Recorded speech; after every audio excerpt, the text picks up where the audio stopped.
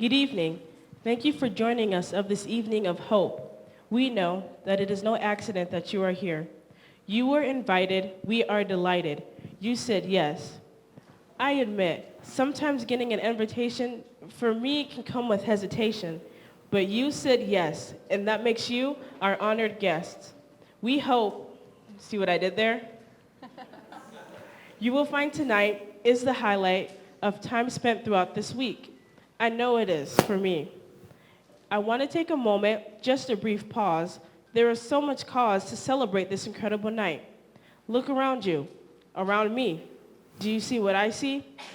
Mentors and youth, that's us, excited to be serving you. Hands that prepared together, the food that you eat, smiles that hopefully were the ones you first did greet. In the parking lot and when you walked in, we are everywhere, together, planning your experience.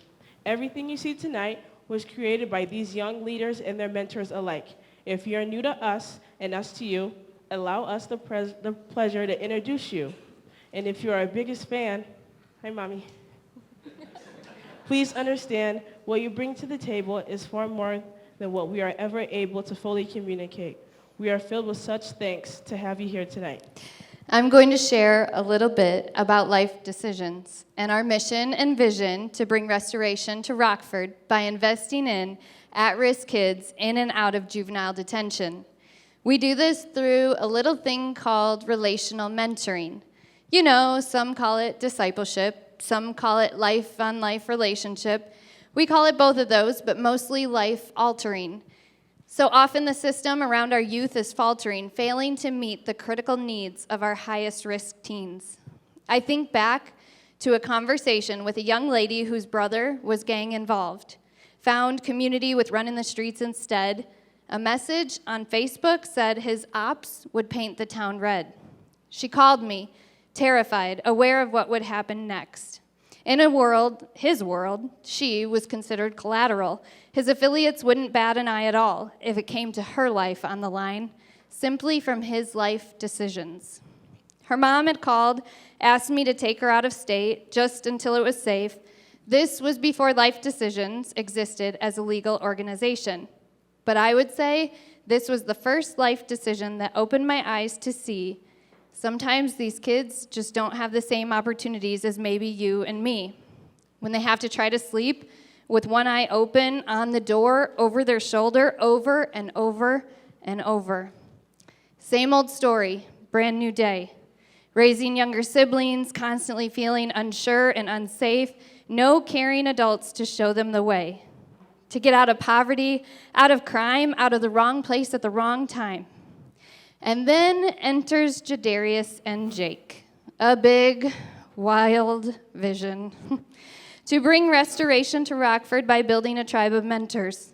Build the tribe, they say, but what it really means is discipleship, life-on-life mentorship, walking through lows and highs together each day. Since coming on staff, I always laugh and say we started backwards. Usually you start with policies and procedures and, well, usually funding, but not us. Well, we had the kids, and, well, kids like to eat, sometimes a lot, and when they weren't eating, they were getting locked up, falling through the cracks, and these were not dumb kids, but actually leaders.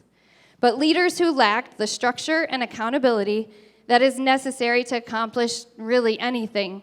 Without a safe and stable place to stay, really was little hope of making it through the day. This was critical need number one, which led to the institution of the Life Decisions Day Home, a place to come daily, find community, a place to belong, a home away from home. Personally, this is where I believe the restoration begins. Transformation takes place, a sacred space. Conversations around the kitchen about life goals and dreams, or when slinging a sledgehammer, knocking down walls, or during tutoring. These are, after all, holy moments when authentic relationships are formed, milestones are achieved, and we have the privilege of walking with our resilient teens from one life decision to the next. The irony of the timing of the birth of Life Decisions was that I was personally in the most broken moment of my life, like the chipped vase that everybody walks on by. It was in this particular season of time the cracks gave way and I was shattered with little to no hope. But what I didn't realize was that those deepest cracks in me would soon be filled with gold. It was actually my pain and brokenness and walking with mentors in my own life that was the key that opened my eyes and allows me to empathize with the young people who have become such an integral part of my life. These leaders who have lived through trauma, loss, and grief, their life decisions often lead to time behind bars, but it became evident to me.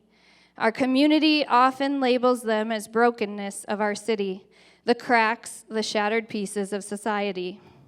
But not us. We can see the beauty that they bring. Their leadership, when developed, is a remarkable thing. When leading, no longer destructively, we are the gold that our city needs. But it takes time, consistency, showing up, and a tribe to believe. Restoration in us can become reality.